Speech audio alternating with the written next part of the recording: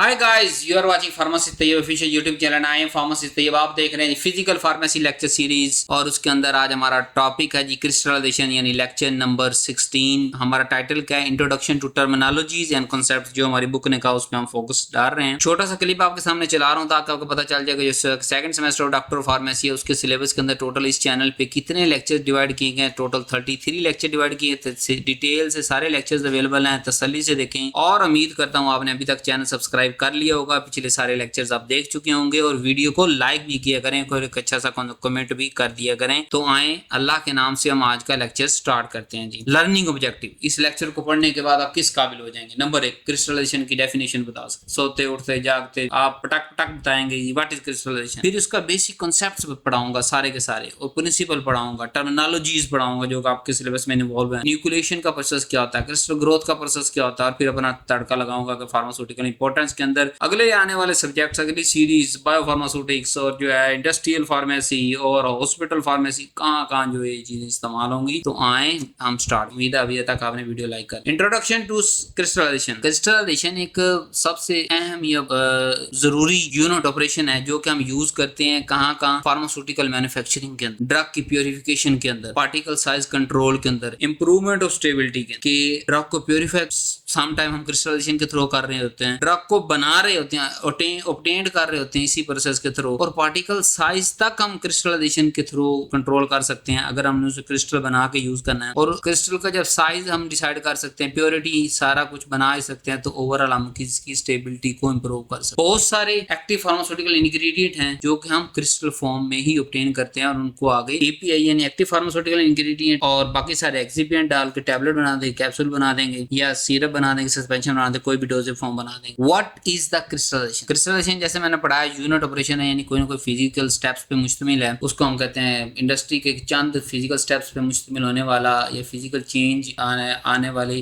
जो चंद स्टेप पे प्रोसेस होता है उसको यूनिट ऑपरेशन कहते हैं। तो क्रिस्टलाइजेशन यूनिट ऑपरेशन के अंडर आता है। तो ये सॉलिड सब्सटेंस हमें मिलता है जो कि होमोजीनियस सॉल्यूशन, यानी हम सोल्यूट और सॉल्वेंट को ऐड करेंगे और होमोजीनियस सॉल्यूशन बना लेंगे, उससे ऑब्टेन करेंगे सॉलिड जिसको हम क्रिस्टल कह देंगे, या किसी चीज को मेल्ट करके फिर दोबारा सॉलिड फॉर्म में कन्वर्ट करेंगे जिसे हम क्रिस्टल कह देंगे, या सम टाइम हम वेपर्स अलग करेंगे और उन वेपर्स को सॉलिडिफाई करके क्रिस्टल फॉर्म में हम लेके जाएंगे। तो ये तीनों फॉर्म, तीनों शक्लों से हम ऑब्टेन क्या करेंगे, फाइनल प्रोडक्ट हमारे पास सॉलिड क्रिस्टल बन जाएगा। कब? ये सारी की सारी तब होगी जब हम सॉलिबिलिटी सब्सटेंस की बढ़ा के फिर कम करेंगे। सॉलिबिलिटी के साथ छेड़खानी करनी है हमने, सॉलिबिलिटी को बढ़ाएंगे और आपके सामने कम करेंगे। जब हम बढ़ा के डिफरेंट तरीके, डिफरेंट मेथड, डिफरेंट टेक्निक्स को कम कर देंगे तो क्रिस्टल आपके पास ऑब्टेन होने शुरू हो जाएंगे। वाई क्रिस्टलाइजेशन अक्कर क्यों होती है? क्यों? जब जैसे कि सॉल्यूशन सुपर सैचुरेटेड हो गया। सुपर सैचुरेटेड मतलब कि अपनी औकात से ज्यादा उसने सॉल्यूट को अपने अंदर डिसॉल्व कर लिया। तो हम जैसे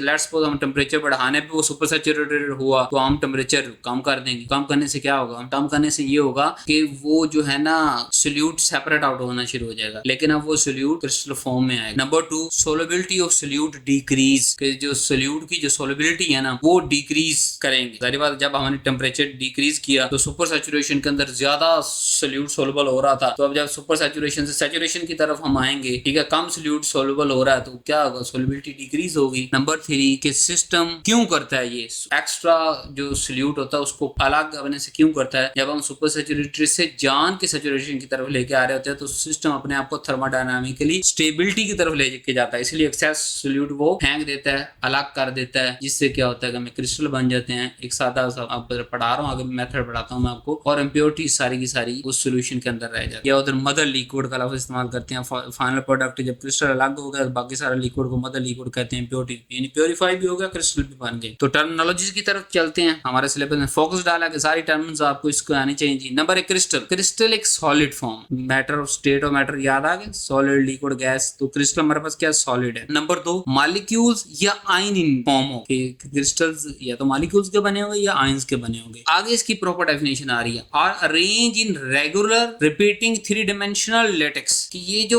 पैटर्न होगा ना, खास फिक्स पैटर्न, वो बार बार रिपीट हो रहा होगा पूरे स्ट्रक्चर के अंदर। तो अगर रेगुलर यानी same to same copy paste, repeating यानी बार बार पूरे स्ट्रक्चर के अंदर वही पैटर्न रिपीट हो रहा है, वही एंगल आ रहा है हमारे पास मॉलिक्यूल अटैच होने का, उतने ही कोवलेंट बाउंड है, उतने ही कोऑर्डिनेट कोवलेंट बाउंड है, सारा कुछ वही है। और 3 डायमेंशनल लेटिक्स है, तीनों तरफ जो है तीन 3 डिमेंशन फैली हुई लैटिक्स यानी पूरा स्ट्रक्चर है जिसके अंदर रेगुलर और रिपीटिंग पैटर्न रहा है, उसको हम क्या कहेंगे, क्रिस्टल कह देंगे। और जब हमारे पास ये नहीं होगा यानी कि नॉन रेगुलर होगा, जब नॉन रेगुलर होगा तो रिपीटिंग नहीं होगा, रिपीटिंग नहीं होगा तो सारी बात लैटिक्स के अंदर कहां से रिपीटिंग आएगा, उससे हम एमॉर्फस। सो क्रिस्टल क्या है, क्रिस्टल एक सॉलिड है in which molecule and ion are arranged in regular repeating 3 dimension lattice. आपसे कहीं से सवाल हो जाए, आप पीएस जो है वो स्पर्म स्केल के अंदर बैठे हुए हैं और आपसे क्वेश्चन हो रहा है व्हाट इज क्रिस्टल, तो आपने कहना है sir it is the solid form either in molecules or ions they are arranged in regular repeating 3-dimensional lattice। ये आखिर वाला लफ्ज लाजमी बताना है, रेगुलर पैटर्न के अंदर रिपीट हो रहा है और रिपीट हो रहा है और 3 डिमेंशनली रिपीट हो रहा है। इट्स कॉल्ड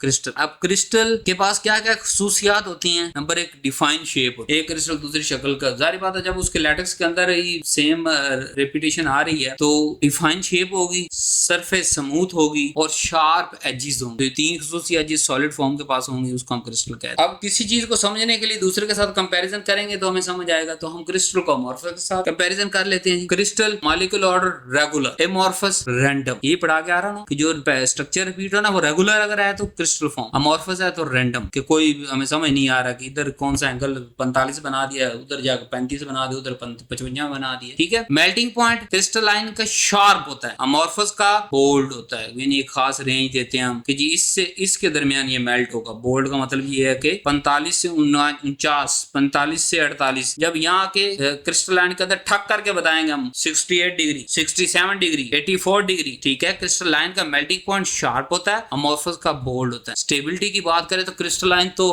हाईली स्टेबल है और अमॉर्फस की बात करें तो वो low stable due to structure, due to melting point boiling, ठीक है। स्टेबिलिटी के अलावा फिर सोलबिलिटी की बात करें, क्योंकि ये ज्यादा स्टेबल है इसलिए इसकी सोलबिलिटी बड़ी लो है एज कम्पेयर टू अमॉर्फस। यानी एक ही चीज की अगर आप 2 चीजें ले रहे हैं, मतलब कोई भी XYZ कंपाउंड आपने लिया, उसके क्रिस्टल भी बना लिया, उसका अमॉर्फस भी बना लिया हमने, तो उस पार्टिकुलर कंपाउंड की जो दो शक्लें आपने क्रिस्टल और अमॉर्फस बनाई हैं उसको कंपैरिजन के अंदर ध्यान में रखते हुए आप क्या पता चलेगा कि उसी सेम कंपाउंड का जो क्रिस्टल फॉर्म होगी सॉलिड की वो लो सोलबिलिटी शो करेगी और अमॉर्फस हाई सोलबिलिटी शो कर देगी। और दूसरा एक छोटी सी टिप आपने याद रखनी है कि बहुत सारी ड्रग ऐसी हैं जिनकी APIs एक्टिव फार्मास्यूटिकल इंग्रेडिएंट हम क्रिस्टलाइजेशन फॉर्म के जरिए ही हासिल करते हैं और क्रिस्टलाइजेशन फॉर्म ही यूज करते हैं आगे मेडिसिन बनाने के लिए। सोलबिलिटी नेक्स्ट टर्म आ गई कि ज्यादा से ज्यादा अमाउंट सोल्यूट की जो कि किसी भी एक सॉल्वेंट पे एक फिक्स टेम्परेचर और फिक्स प्रेशर पे डिसॉल्व हो सकती है, उसको सोलबिलिटी कहते हैं। जैसे मैं सादा मिसाल देता हूँ कि 100 ml का सॉल्वेंट है, उसके अंदर अगर 10 ml सोल्यूट डिसॉल्व हो सकता है और होमोजेनियस मिक्सचर बना लेता है, मतलब सोल्यूट और सॉल्वेंट हमें आम आंख से अलग अलग दिखाई नहीं दे रहा, उसको हम उसकी मैक्सिमम अमाउंट ऑफ सोल्यूट है जो जिसको हम सोलबिलिटी कह देंगे। और सोलबिलिटी का बड़ा अहम किरदार है, इसी सोलबिलिटी के साथ छेड़खानी करनी है हमने क्रिस्टलाइजेशन के दौरान, याद रखना है। सैचुरेटेड सुपर सैचुरेटेड क्या है, सैचुरेटेड लफ्ज से जाहिर है कि मैक्सिमम मतलब 10 ml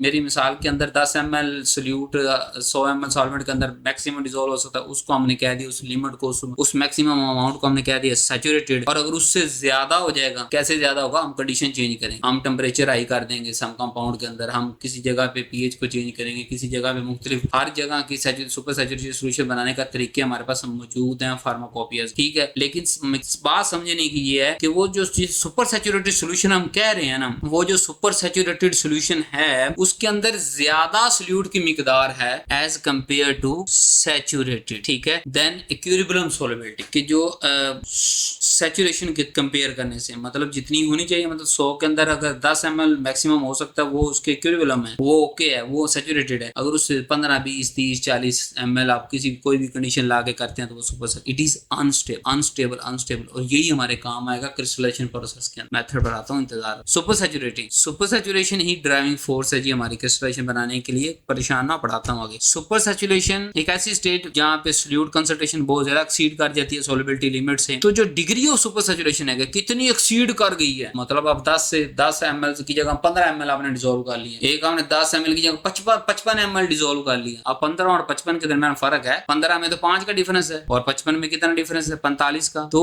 जो डिग्री ऑफ सुपर सैचुरेशन है कि किस हद तक आप बढ़ा के ले गए सुपर सैचुरेशन को, वो चीज इस चीज का फैसला करते हैं कि जो बनने वाली क्रिस्टल है वो फास्ट बनेगी या लो बनेगी, कितने नंबर ऑफ क्रिस्टल बनेंगे, थोड़े बनेंगे ज्यादा बनेंगे, और क्रिस्टल का साइज क्या हो। जब हम रेट डिसाइड कर रहे हैं ना, फास्ट बनेंगे तो छोटे साइज के बनेंगे, स्लो बनेंगे बड़े साइज के। ये तीनों चीजें हमें उसकी डिग्री पे डिपेंड करते हैं सुपर सैचुरेशन। न्यूक्लिएशन वो पहले चंद कतरे बारिश के, जिसके बाद पूरा सामान फट फटता है और बारिश हो जाती है। यानी कि टीनी सॉलिड पार्टिकल्स जो इनिशियली बनते हैं उसे हम न्यूक्लिएशन कहते हैं या न्यूक्लाई कहते हैं, या दूसरी तरीके से जैसे सबसे एटम के अंदर न्यूक्लियस होता है, बाद में इलेक्ट्रॉन सारे प्रोटॉन मौजूद होते हैं ना, तो बेसिक इकाई सबसे छोटी अंदर से अंदर क्या मौजूद है हमारे पास, न्यूक्लिया। तो वहीं से ये लफ्ज हमने निकाला है न्यूक्लिएशन, यानी पहले न्यूक्लाई बनते हैं, छोटे छोटे टीनी सॉलिड पार्टिकल्स बनते हैं इनिशियली, और जो है सुपर सैचुरेटेड सॉल्यूशन से, और बाद में फिर सारी क्रिस्टल जो है ना वो फॉर्म होती है। यही पहला स्टेप है क्रिस्टलाइजेशन का। दो तरह की होती है, प्राइमरी और सेकेंडरी। प्राइमरी का मतलब ये स्पॉन्टेनियस होती है और विदाउट कोई पहले क्रिस्टल मौजूद नहीं होती, उस न्यूक्लिएशन को हम क्या कहेंगे, हम कहेंगे जी प्राइमरी न्यूक्लिएशन। और जब पहले से न्यूक्लियस कुछ ना कुछ मौजूद है और इंडस्ट्रियल प्रोसेस पे हम इस्तेमाल कर रहे हैं और ज्यादा मतलब बनाने के लिए बहुत ज्यादा एक्सेस अमाउंट में हमें भी चाहिए ना, तो 2-4 ग्राम में थोड़ा चाहिए, तो वो अलग होता रहेगा होता रहेगा होता रहेगा होता रहेगा। वो जो बाद में अलग हो रहा है, जब पहले से चंद क्रिस्टल मौजूद हैं उसको हम सेकेंडरी क्रिस्टल ग्रोथ नई टर्म आ गई कि वो जो इनिशियली न्यूक्लाई बने थे उसके साथ सॉल्यूट के मॉलिक्यूल डिपॉजिट होते, वो जो इनिशियली हमारे पास न्यूक्लाई बने थे, इनिशियली क्रिस्टल बने थे, उसके साथ जब डिपोजिशन होती चली जाएगी ना सॉल्यूट मॉलिक्यूल्स की क्रिस्टल की सरफेस पे, तो उसका साइज बड़ा होता जाएगा। इसको हम कहेंगे क्रिस्टल ग्रोथ। क्रिस्टल ग्रोथ हमें क्या देता है, नंबर 1 यूनिफॉर्म क्रिस्टल देता है, नंबर 2 जिस डिजायर साइज तक हमें लेके जाना है वो भी हमें अथॉरिटी यही क्रिस्टल ग्रोथ देता है। करवाओ इतनी ग्रोथ जितनी चाहिए, उसके बाद अलग कर लो, फिर नए क्रिस्टल न्यूक्लाई, फिर इस तरह चलते जाओ। मदर लिक्विड मतलब क्रिस्टलाइजेशन प्रोसेस के बाद बचने वाला जो ऊपर वाला बेकार जिसके अंदर इम्प्योरिटीज हैं, लिक्विड सॉल्वेंट मौजूद है, उसको ऊपर से निकाल लेते हैं, नीचे से हम अपना जो है वो प्रेसिपिटेट कह लें, क्रिस्टल फॉर्म कह लें, वो हम अलग कर लेते हैं। इसीलिए क्रिस्टलाइजेशन प्रोसेस ये प्योरिफिकेशन प्रोसेस भी है, क्योंकि इससे क्या हुआ है, एक तरीके से हमारी प्योरीफाई हो गया। कैसे, सारी इम्प्योरिटीज तो मदर लिक्विड में चली जाती हैं, प्योर क्रिस्टल बन जाते हैं 99.9%, 92.8%, 95.7%, और यील्ड भी इसी पे डिपेंड करती है। जितना ज्यादा मदर लिक्विड उस सॉल्यूट को छोड़ेगा उतनी ज्यादा यील्ड आएगी। छोटी सी ब्रेक लेते हैं लेक्चर के अंदर। जैसे कि आपको पता है कि पहले सेमेस्टर से लेकर 10वें सेमेस्टर तक तमाम वीडियोस अवेलेबल हैं, उसी तरह तमाम बुक्स भी अवेलेबल हैं। वेबसाइट का नाम रखने की जरूरत नहीं है, नीचे यूट्यूब का नाम तो आपको याद है ना, फार्मासिस्ट तैयब ऑफिशियल, आगे .com लगा दें, www.pharmacistofficial.com, वहां जाकर विजिट कर सकते हैं। डिफरेंट बुक्स आप उसको एक्सप्लोर कर सकते हैं, मिनिमम चार्जेस हैं। और ये नंबर जरूर सेव कर लें, ये मेरा पर्सनल जाती नंबर है, स्पेशल यूट्यूब के लिए, ये फार्मेसी के लिए, आप लोगों के लिए, और जो है कंप्लीट प्रोसेस है उसके थ्रू आप जो है बुक बाय करके जो है वो अपने मोबाइल के अंदर पढ़ सकते। तो नेक्स्ट चलते हैं, प्रिंसिपल ऑफ क्रिस्टलाइजेशन। क्रिस्टलाइजेशन की principle, crystallization is based on 3 चीजों पे। नंबर 1, सुपर सैचुरेशन सॉल्यूशन कैसे बनाएं, कौन सी कंडीशन के अंदर बनाएं, फिर न्यूक्लिएशन कैसे स्टार्ट करें, और पार्टिकल साइज की ग्रोथ किस हद तक करवानी है। ये 3 चीजें अगर हमारे हाथ में आ जाएं तो हम क्रिस्टलाइजेशन करवा सकते। सुपर सैचुरेशन आएगी, जैसे उसका छेड़खानी करेंगे, न्यूक्लाई बनेंगे, टीनी सॉलिड पार्टिकल्स बनेंगे, और फिर वो ग्रोथ करेंगे, क्रिस्टल फॉर्म बन जाएगी। तो इन तीनों स्टेप पर अगर ज्यादा गौर से हम काम करेंगे तो क्या होगा, हाई प्योरिटी और डिजायर क्रिस्टल प्रॉपर्टीज हमें मिलेंगी। मेथड कौन से हैं, 5 टोटल मेथड हैं सुपर सैचुरेशन अचीव करने के। यहाँ हमें सुपर सैचुरेशन पे जरा फोकस करना है। 5 तरीके हैं उस सुपर सैचुरेशन सॉल्यूशन को कन्वर्ट करने के लिए कि वो क्रिस्टल फॉर्म में चला जाए। Number 1, cooling the saturated solution. Number 2, evaporation of solvent. Number 3, addition of anti solvent. Number 4, chemical reaction. Number 5, pH adjust. तो ये पांचों मेथड आए, हम 1 बाय 1 पढ़ते हैं। पहला, क्रिस्टलाइजेशन बाय कूलिंग, कि आपने सुपर सैचुरेटेड सॉल्यूशन बना लिया, अब आपने क्रिस्टल बनाना है। तो हम कौन सा, लेट्स सपोज हम कूलिंग का मेथड लगा रहे हैं। क्यों लगा रहे हैं, क्योंकि उस सुपर सैचुरेटेड सॉल्यूशन को बनाने के लिए हमें हीट का यूज किया। जब फैक्टर हीट है, टेम्परेचर है ना, कि हमने टेम्परेचर बढ़ाते गए वो और सोलबल होता गया, और सोलबल होता गया, और सोलबल होता गया, और सोलबल होता गया, सुपर सैचुरेटेड सॉल्यूशन हमारे पास बन गया। अब हम क्या करेंगे, उसकी सोलबिलिटी को डिक्रीज करेंगे विद टेम्परेचर, और आहिस्ता आहिस्ता हम क्या करेंगे, सैचुरेशन की तरफ लेके आएंगे। और उधर से क्या होगा, थर्मोडायनामिकली स्टेबल अपने आप को करने के लिए सिस्टम क्या करेगा, एक्सेस जो सॉल्यूट है उसको फेंकना शुरू कर देगा, तो वो क्रिस्टल बनने शुरू हो। और सबसे कॉमन मेथड यही। दूसरा, बाय इवेपोरेशन, कि मतलब सुपर सैचुरेटेड हमने बना लिया, और अब इसके अंदर एक पाबंदी है हमारी। वो पाबंदी क्या है कि जो ड्रग है ना वो हीट स्टेबल होनी चाहिए, क्योंकि हमने यहाँ थोड़ी और हीट बढ़ानी है। सुपर सैचुरेशन सॉल्यूशन बनाने के बाद और हीट बढ़ानी है, तो पहले हमारा जो है ड्रग वो हीट स्टेबल ड्रग होनी चाहिए। तो हम क्या करेंगे, हम सॉल्वेंट को रिमूव करेंगे। कैसे करेंगे, सुपर सैचुरेशन सॉल्यूशन हमने बना लिया, यानी हीट देते गए सॉल्यूट डिसॉल्व होता गया, एक आता है हमें पता चल गया यार ये एक्स्ट्रा सुपर सैचुरेटेड सॉल्यूशन बन गया, हमने और हीट देनी। जब और हीट देंगे तो क्या होगा, सॉल्वेंट रिमूव हो जाएगा, और सॉल्यूट जैसे सॉल्वेंट उड़ना शुरू होगा, पीछे सॉल्यूट की कंसंट्रेशन बढ़ना शुरू होगी। सिस्टम अपने आप को जो है वो थर्मोडायनामिकली स्टेबल करने की कोशिश करेगा, और एक्सेस सॉल्यूट को फेंकना शुरू कर देगा। तो क्या हो जाएगा, आहिस्ता आहिस्ता हमारे पास क्रिस्टल अलग होना शुरू हो जाएंगी, और सुपर सैचुरेशन से सैचुरेशन की तरफ हम आना शुरू हो। तीसरा, एंटी सॉल्वेंट क्रिस्टलाइजेशन, कि जब हमारे पास सुपर सैचुरेशन सोल्यूशन बन गया, हम क्या करेंगे उसके अंदर अब सोल्यूशन कैसे बनाया, सुपर सैचुरेशन कैसे बनाया कि सोल्यूशन हमको अच्छा गुड सॉल्वेंट इस्तेमाल करेंगे ड्रग को डिसॉल्व करने के लिए, और उसके बाद उसकी फिर मिकदार बढ़ाते चले जाएंगे और फेवरेबल कंडीशन देंगे ताकि सुपर सैचुरेटेड बन जाए। उसके बाद उसके अंदर एंटी सॉल्वेंट हम जो है वो ऐड करेंगे। जब एंटी सॉल्वेंट ऐड करेंगे, सॉल्वेंट और एंटी सॉल्वेंट आपस में लड़ना शुरू हो जाएंगे और हमारा जो प्यारा सा नन्ना सा क्रिस्टल है वो बनना शुरू हो जाएगा। क्यों? क्योंकि सॉल्युबिलिटी डिक्रीज होगी। जब सॉल्वेंट के मॉलिक्यूल्स, दो तरह के सॉल्वेंट के मॉलिक्यूल्स आ गए, सोल्यूट दोनों के साथ डिफरेंट बिहेव करेगा तो अलग होना शुरू हो जाएगा। जैसे ही वो अलग होगा तो हम कहेंगे सॉल्युबिलिटी डिक्रीज हो रही है और वैसे हमारी क्रिस्टलाइजेशन होना शुरू हो जाएगी। और एक्टिव फार्मास्यूटिकल इंग्रेडिएंट यानी रॉ फॉर्म में active API, active pharmaceutical ingredient बनाने के लिए ये एंटी सॉल्वेंट क्रिस्टलाइजेशन हम इस्तेमाल करते हैं अगर हमें क्रिस्टल फॉर्म में चाहिए। तीसरा, पीएच चेंज करने से। पीएच चेंज करने से ओवरऑल क्या होता है कि आयोनाइजेशन इफेक्ट होती है। आयोनाइजेशन इफेक्ट होने से क्या होता है? सॉल्युबिलिटी इफेक्ट होती है। तो जैसे हम पीएच चेंज करेंगे तो वो सोलुबल से इनसोलुबल फॉर्म की तरफ चेंज होता चला जाएगा और इनसोलुबल फॉर्म जो है वो नीचे बैठना शुरू हो जाएगी और क्रिस्टलाइजेशन स्टार्ट हो जाएगी। वीक एसिड और वीक बेस के लिए यूज होते हैं ये। फिर role of crystallization in pharmacy. Pharmacy के अंदर इसका क्या रोल है जी? Purification of API. Active pharmaceutical को प्योर करना है ना, इसी तरीके से करेंगे। इंप्योरिटीज रिमूव हो जाए। क्यों? सारी मदर लिक्विड में गई। पार्टिकल साइज, क्योंकि क्रिस्टल ग्रोथ हम अपनी मर्जी का करवा रहे हैं। इंप्रूवमेंट ऑफ स्टेबिलिटी, जब पार्टिकल साइज हमारी मर्जी का, ग्रोथ उसकी हमारी मर्जी की, तो स्टेबिलिटी बढ़ जाएगी। बेटर फ्लो प्रॉपर्टी, जितनी अच्छी क्रिस्टल बनेगी उतनी उसकी फ्लो प्रॉपर्टी अच्छी होगी। तो फ्लो प्रॉपर्टी एपीआई की अच्छी होने का मकसद क्या है कि जब हम इसे बाद में टैबलेट की डिफरेंट स्टेजेस पे लेके जाएंगे, compression, mixing, drawing, granulation, final mixing, और फिर हम जब कंप्रेशन मशीन तक लेके आएंगे तो हमें हर जगह पे कोई जो फ्लोएबिलिटी अच्छी चाहिए होती है एपीआई प्लस दूसरी चीजें भी हम ऐड करते हैं तो अच्छी फ्लोएबिलिटी इससे आ सकती है, जो कि ओवरऑल बाद में हमें manufacturing of tablet and capsules के अंदर बड़ा अच्छा काम करती है। इसलिए हम क्रिस्टल को चूज करते हैं मोस्ट ऑफ केसेस के अंदर। अब इफेक्ट देख लेते हैं यार, इस प्रोसेस का कोई ड्रग की प्रॉपर्टीज पे इफेक्ट है कि नहीं? बिल्कुल है, याद रखें। फार्मास्यूटिकल इंडस्ट्री के अंदर यही बातें मैंने जो है ना आपको दोबारा थोड़ा सा कॉम्प्लेक्स करके पढ़ा देनी है, आसान तरीके यही समझ लें। अब जब हम क्रिस्टल बना रहे हैं, उसका साइज खुद डिजाइन कर रहे हैं क्रिस्टल ग्रोथ के थ्रू, तो उसकी सोलबिलिटी भी तो हम ही डिसाइड कर। तो क्रिस्टलाइजेशन सोलबिलिटी को इफेक्ट, जैसे ही वो सोलबिलिटी को इफेक्ट करता है तो आपको पता है जब हम कोई गोली खाते हैं मैदे के अंदर जाती है वो पहले डिसॉल्व होगी, यानी अगर सोलबल होगी तो डिसॉल्व होगी ना, तो सोलबल होगी जिससे क्या होगा? डिसोल्यूशन रेट बढ़ेगा, यानी मैदे के अंदर वो ज्यादा घुल जाएगी, इतनी घुलनी चाहिए मुनासिब मिकदार। जितनी ज्यादा घुलेगी उतनी अब्सॉर्ब होगी, यानी बायोअवेलेबिलिटी, यानी कि स्टमक का ड्रग का स्टमक से ब्लड तक पहुंचना बायोअवेलेबिलिटी। तो जितनी क्रिस्टल की सोलबिलिटी अच्छी है उतना उसका डिसोल्यूशन रेट ज्यादा अच्छा आएगा, उतनी उसकी बायोअवेलेबिलिटी अच्छी होगी और उतनी ही उसकी स्टेबिलिटी भी अच्छी होगी, क्योंकि वो बार बार जैसे सस्पेंशन, इमल्शन किसी भी शक्ल के अंदर हम बनाएंगे वो स्टेबल रहेगी। फिर फ्लो एंड कंप्रेसिबिलिटी भी अच्छी है, अभी मैं पढ़ा के आ रहा हूँ। सो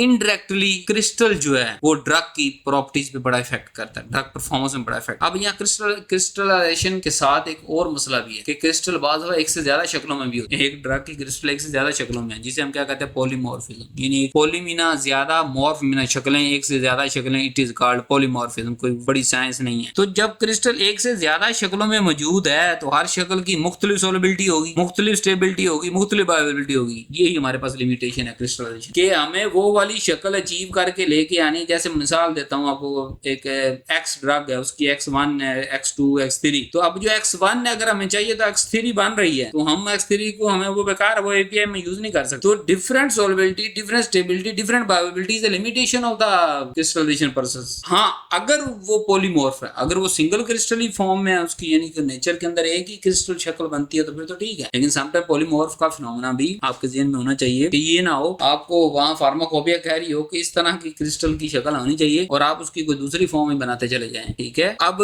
डोजेज फॉर्म डेवलप करने में कैसे काम आएगी? जैसे मैंने आपको कहा कि जब हम क्रिस्टल साइज खुद डिसाइड कर रहे हैं तो हम सिलेक्ट कर सकते हैं ना कि हमें फलां डोजेज इतनी चाहिए, तो चलो बनाते हुए हम इतनी बना लेते। फिर जब फ्लो अच्छी क्रिस्टल बनेगी तो फ्लो प्रॉपर्टी अच्छी होगी, तो कंप्रेशन वालों को सौखा होगा ना काम, टैबलेट बनाने, कैप्सूल बनाने वाले दवाएं, तो हमें दवाएं देंगे ना फार्मासिस्ट। फिर यूनिफॉर्म ड्रग रिलीज, जब उसकी सोलबिलिटी हम क्रिस्टल पे डिपेंड कर रही है, ड्रग डिसोल्यूशन इस पे डिपेंड कर रही है, बायोअवेलेबिलिटी इस पे डिपेंड कर रही है, तो ultimately uniform doses form delivery हम रिलीज का हो रहा है, डिसाइड कर सकते हैं ना, खुद हम फाइनलाइज कर रहे हैं जब बना रहे हैं। फिर बैच टू बैच कंसिस्टेंसी लेके आ सकते हैं। अब ये नहीं कि एक सिरप के ऊपर लिख दें कि जी 8 से 10 साल के बच्चों के लिए 1 चम्मच दें जी, दूसरे सिरप पे लिखे नहीं ये 1.25 चम्मच दें, तीसरे सिरप पे लिखे नहीं ये 10 चम्मच दें जी। क्यों जी? हमारी बनाते हुए क्रिस्टल फॉर्म ऊपर नीचे हो गई है जी। ऐसा नहीं करना, अल्लाह के बताओ बेसिक कॉन्सेप्ट्स पहले पहले 2-4 सेमेस्टरों के अंदर पढ़ाने का मकसद ये है कि अगर आप रॉ फॉर्म में चीजें बना रहे हैं, जब एपीआई बना रहे हैं ना, तो आधी फार्मूलेशन यही हो जाती है। वैसे तो फार्मूलेशन आपको 7वें 8वें सेमेस्टर में ज्यादा अच्छे समझ आएगी, लेकिन बेसिक फिनोमेना पढ़ाने का मकसद ये है कि ताकि आपको पता हो कि यार आधी से ज्यादा फार्मूलेशन तो मैं यही कंट्रोल कर रहा हूँ और यही कल को प्रॉपर्टीज मुझे वहां आके परेशान करेंगी। तो अगर मैं बनाने में अच्छा हूँ, क्रिस्टल फॉर्म जो चाहिए वही शक्ल,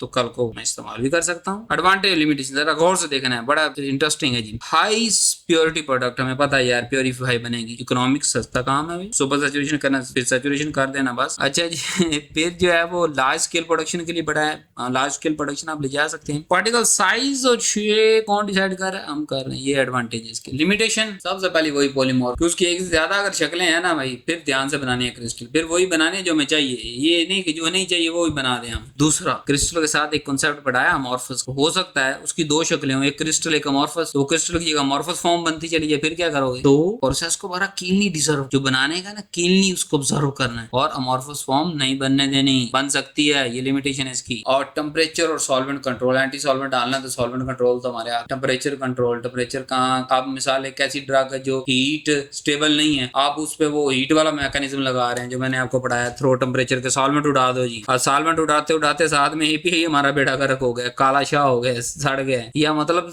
काला शाह नहीं भी हुआ तो जब उसको हमने जो है डिफरेंट स्पेक्ट्रोस्कोपी के जरिए चेक किया तो वो उसकी वो एपीआई अपनी ओरिजिनल शक्ल में नहीं है, उसके बाउंड शाउंड चेंज हो चुके हैं, कोऑर्डिनेटर ये वो लम परलम सारे चेंज हो गए हैं। तो फिर तो जब मेथड सेलेक्ट करना है ना, बड़े तरीके से सिलेक्ट करना है, सॉल्वेंट सेलेक्ट करना है बड़े तरीके से सिलेक्ट। इसलिए कहता हूँ कि आपको फार्मेसी बड़ी इजी है। तो उम्मीद है अभी तक आपने चैनल को सब्सक्राइब तो कर लिया होगा लाजमी, और बेल का बटन भी आपने दबा देना है, और वीडियो को लाइक नहीं किया तो लाइक करें ना, यही तो आपकी पेमेंट है, आपने लाइक करना है बस। ओके। और दूसरा, शेयर लाजमी कर, अपने ग्रुप के क्लास तक पहुंचा। क्यों? क्योंकि जब आपको ये लेक्चर समझ आ गया, हो सकता है 70% समझ आया, 30% रहता हो, किसी दूसरे को शेयर करेंगे, वो सुनेगा, उसे हो सकता है 80% समझ आ जाए, तो वो आपके साथ शेयर करे। चीजें शेयर करना शुरू करें। क्यों? क्योंकि हम एक ही फील्ड में हैं और इस फील्ड में हमें सारी जिंदगी रहना है। इस फील्ड को ग्रो करें, ऐसे लोग हों जिनके दरमियान, ऐसे थिंकर मौजूद हो जिनके दरमियान हम बैठ के कोई बात कर सकें और कोई हमें डिनाई करे। अपने डिनाइल पैदा करने शुरू करें। ये नहीं कि 100 बच्चों के अंदर जो मैं सबसे अच्छा जवाब दे सकता हूँ, ओ भाई तू जवाब दे सकता है, तेरे अलावा कोई और भी तो वहां होना चाहिए जो तेरी गलती निकाल सके। और अल्लाह ने पैदा किए हैं इंसान एक से बढ़ के एक जो है सोच है। आपको सारी क्लास व्हाट्सएप पे लाजमी शेयर किया करें, ग्रुप्स के अंदर, प्राइवेट ग्रुप्स के अंदर, क्योंकि ये व्लॉग तो है नहीं जो यूट्यूब ने हर बंदे को दिखाने हैं, आप लोगों को, चंद लोगों को दिखाने हैं। और अगर मेरी मेहनत जो अपने सारा इतना फार्मेसी का वो जो फैमिली मैटर और इधर उधर सारा कुछ निकाल के आपके लिए जो है वो ये बना के ला रहा हूँ वीडियोस, तो आप इतना तो कर सकते हैं मेरे लिए, छोटी सी पेमेंट। डिफरेंट जो सोशल मीडिया प्लेटफॉर्म्स है वहां पे नहीं कर सकते, कोई इशू नहीं, सिर्फ व्हाट्सएप पे कर। ओरिजिनल जो ग्रुप है आपका यूनिवर्सिटी का, वहां भी इस लेक्चर को, हर लेक्चर को, इस लेक्चर को भी और हर को भी, जो आप सुन रहे हैं, जो आपको मजेदार लग रहा है, जो समझ आ रहा है। क्यों? हो सकता है आपको कोई लेक्चर समझ ना आए, आपने 3 दफा सुना, किसी और से अगर शेयर करेंगे वो सुन के आपको सुना देगा, फायदा तो हो गया ना हमारा। तो आप दोनों कामयाब हो गए, दोनों पास हो गए, अगले साल में चलेगा। और हो सकता है कि वही चैप्टर, वही सोल्यूशन आपको किसी जो है वो इम्तिहान के अंदर एमसीक्यूज की शक्ल में आ जाए और आप दोनों का कॉन्सेप्ट क्लियर हो जाए, आप दोनों को जॉब गवर्नमेंट मिल जाए, प्राइवेट मिल जाए। सो व्हाट्सएप पे लाजमी share. Thank you very much, love you so much. उम्मीद है आपको लेक्चर पसंद आया होगा। इसी सीरीज के अंदर रहते हुए ऊपर वाले लेक्चर भी देख सकते हैं और नीचे लेक्चर के अंदर मुलाकात होती है जी।